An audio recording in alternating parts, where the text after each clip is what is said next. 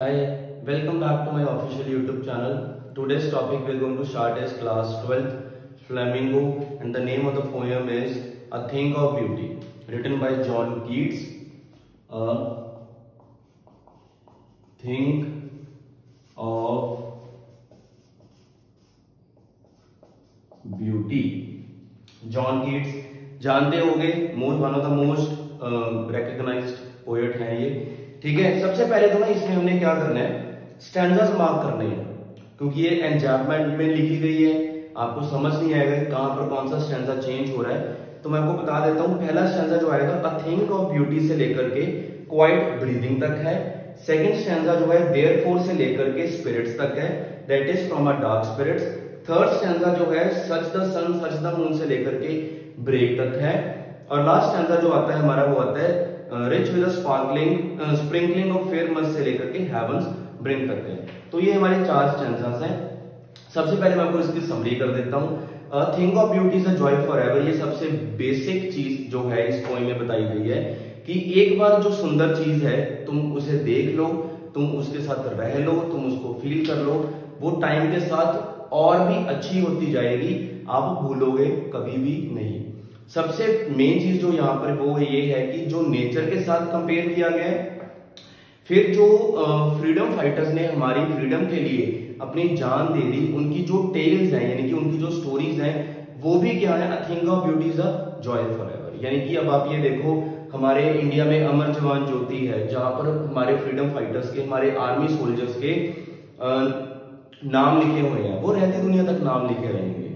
तो यही वो कह रहा है कि a thing of beauty is a joy for ever. चलिए अब हम स्टार्ट करते हैं stanza by stanza. A thing of beauty is a joy for ever, its loveliness increases, it will never pass into nothingness. पहले तो ये सबसे important चीज है, वही मैं आपको स्टार्टिंग से कह रहा हूं कि थिंग ऑफ ब्यूटी जो है वो हमेशा के लिए जॉय देगी हमें, और उसकी टाइम के साथ वो इंक्रीज होती जाएगी, ना कि कभी भी कम होगी। But will keep a Bower quiet for us. Bower जो होता है वो होता है ट्री के नीचे शेड होना, ठीक है। And a slip full of sweet dreams and health and quite breathing, यानी कि हमेशा हमें क्या वो खुशी देगी, हमें एक नई एनर्जी देगी जीने के लिए।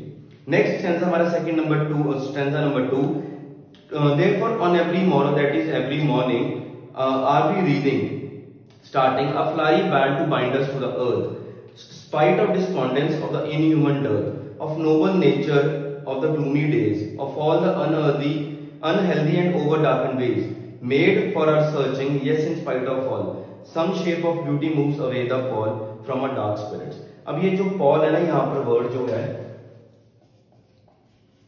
ठीक है, और एक आता है यहाँ पर पावर, जो आपको मैंने पहले स्टैंजा में बताया है, ठीक है। और इसमें जो आता है बाकी जो है रीडिंग जो है वो स्टार्टिंग है, सर्कल है, ठीक है। वो कहता है कि जितने भी हमारे दुख है ना हमारी लाइफ के, है ना, उसके कफन, ये कफन होता है बेसिकली, है ना, जो डेड बॉडी के ऊपर हम कपड़ा चढ़ाते हैं, दैट इज कफन, है ना, पॉल उसको इंग्लिश में कहते हैं, ठीक है। तो वो कहता है कि जितने भी हमारी जिंदगी के दुख हैं वो कौन दूर कर देता है एक ही सेकंड में, कौन दूर कर देता है, अ थिंग ऑफ ब्यूटी यानी कि नेचर, या हमारी फ्रीडम फाइटर्स की स्टोरीज। हम बहुत मोटिवेटेड, हम बहुत खुश फील करते हैं जब भी हम इन चीजों के बारे में सुनते हैं या देखते हैं या पढ़ते हैं। नेक्स्ट हम चल रहे हैं, such the sun such the moon, trees old and young sprouting a shady boon, for simple sheep and such a daffodils. बहुत सुंदर उसने नजारा कहा है कि जब आप एक डैफोडिल्स क्या होता है, ठीक है, बहुत ही सुंदर एक वे होता है, जब आप जा रहे हो एक सड़क से, आसपास पेड़ लगे हुए हैं, तो हम वैसी शांत महसूस करते हैं, ठीक है। वो कह रहे हैं कि हम देखने को सन है, मून है, उसकी लाइट देखिए आप, कितने वो अच्छे से हमें लाइट्स दे रहे हैं, है ना, हमारी अर्थ को कितना अच्छा बना देते हैं वो। अब एब्सेंस हो सन की, कितना अजीब लगेगा, सारा दिन अंधेरा रहेगा। उसी तरह अंधेरे में यानी कि रात को चंद्रमा होता है, जो हमारा मून है, वो कितना अच्छा बना देता है। With a green world they live in and clear winds that for themselves a cooling covert make against the hot season, the mid forest break। अब देखो कि इतनी गर्मी हो, है ना, पूरा पीक समर सीजन है ना, उसमें हमें एकदम से छाया मिल जाए, है ना। वो एक हमारा भजन भी तो है ना, जैसे सूरज की तपती से तपते हुए तन से मिल जाए दर बदर की छाया। वही सेम चीज वो कह रहा है कि अगर हम नेचर के साथ जुड़े रहेंगे, है ना, हम चीजों को रिकॉग्नाइज करना शुरू कर देंगे, तो हम कभी भी उदास नहीं हो सकते। नेक्स्ट हमारे पास आता है last stanza, rich with a sprinkling of fair musk rose blossoms. कहता कि अगर हमें किसी फूलों से खुशबू जो आ रही है वो कितना हमें एकदम से तरोताजा यानी कि हमें एकदम से फ्रेशर अप कर देती है।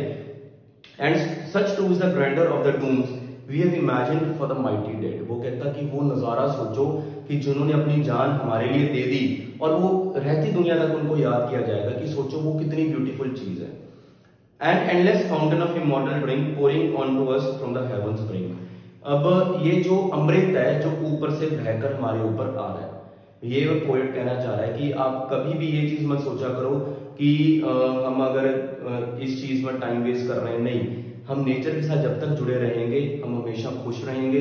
We will always be happy. That is the main motive of this poem, जो कह रहा है think of beauty is joy for ever, यानी कि हमेशा के लिए हमें खुशी मिलती रहेगी। मोस्ट इंपॉर्टेंटली वो क्या कहना चाह रहा है कि आप ये समझिए कि एक बार आपने इस चीज को फील कर लिया, आप कभी भी उस चीज को फील नहीं कर पाओगे। आप आंखें बंद करोगे, अपना नॉस्टैल्जिया में जाओगे और वैसे की वैसे ही खुश हो जाओगे। This is the whole poem. कल को हम इसके पोएटिक डिवाइसेस कर लेंगे। एक दो दिनों में मैं आपको ये वो वीडियो भी तैयार करके दे दूंगा। I was busy a bit in my school work, so this was the topic of today's video.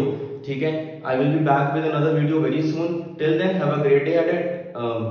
Obviously, don't forget to keep on liking, sharing and subscribing my YouTube channel. Bye bye.